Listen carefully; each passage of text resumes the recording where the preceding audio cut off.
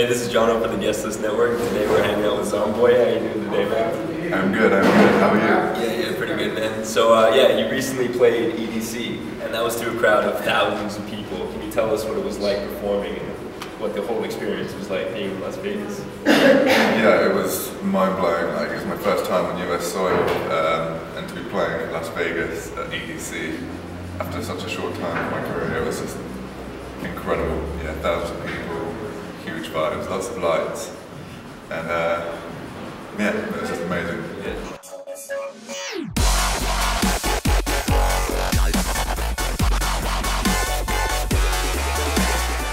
At the EDC festival, we also saw and heard you dropped some new tracks that are coming out on a new EP.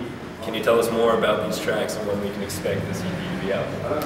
Yeah, Vegas, I dropped probably 2 or 3 new songs from the EP. The EP is yet to be titled, but I'm kind of going around the idea of Dead Symphonies or the Dead Symphonic, purely because a lot of the songs on the EP have got like a really strong orchestral element to them. And yeah, so I've got, and you're going to also hear me getting outside of the world of dubstep as well. So you've got an electro track, which you've heard from the YouTube video. I've got a drum step track. I've got quite a weird new genre. It's not, I guess it's not a new genre, but in terms of BPM, it's 156 BPM, which drops down to 110 BPM. So it's quite out there, but yeah, I think people are going to enjoy it. And yeah, it was amazing, like hearing it on the big system in EDC Las Vegas. It was incredible.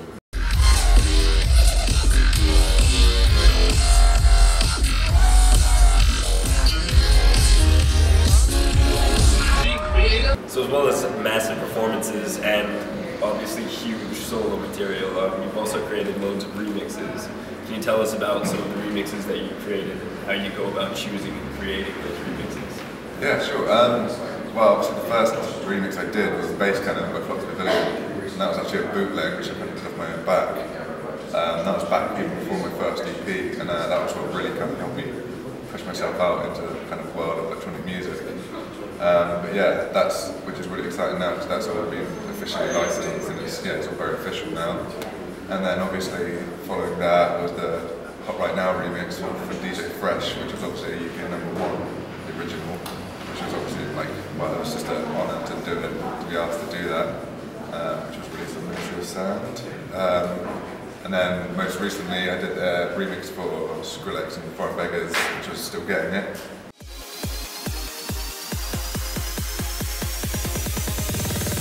Full speed in the lane, still getting it.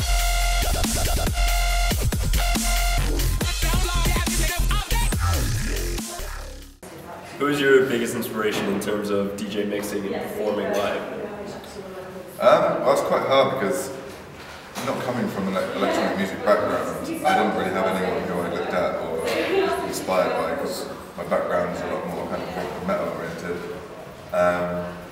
But obviously now I'm starting to get into the scene, looking at other DJs, I'd say obviously from the Never Say Die family, Schism. He's just an amazing DJ using 4 CDJs, always on the move, always mixing in like triple dropping. And yeah, he's really kind of inspirational to watch and to take tips from.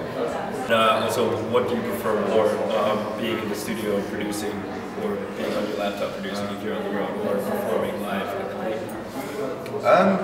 I don't know, it's definitely started out, because I've always been a producer at heart. I've produced music for years, like dating back to when I was working with just metal bands and rock bands, producing all that area of the music.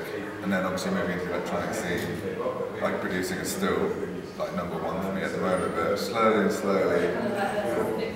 DJing and live shows are slowly catching up with each other. So yeah, moving away from focusing on just music, the question that everyone wants to know is, what would you do with yourself if you were invisible for the day?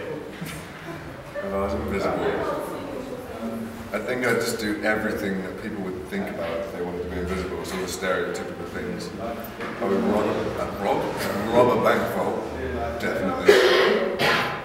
I would sit in an Olympic women's changing room. That seems pretty well, because the Olympics coming out in London, so it could work. I don't know, break into the White House and see what those deviants are up to. Yeah, just go general snooping around areas I shouldn't be. And sort of performing at all these raves and whatnot, what's the like stupidest or craziest thing you've ever seen a fan do at one of these raves or shows?